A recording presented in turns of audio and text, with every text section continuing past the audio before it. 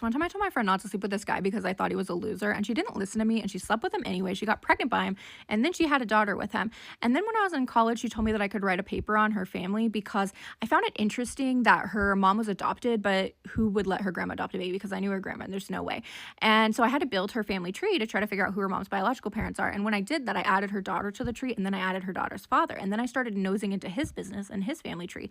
And I discovered that he's from this tiny incest town in middle of nowhere, Idaho. And at one point in time, everybody in that town had to have been related because these four families moved there from Virginia.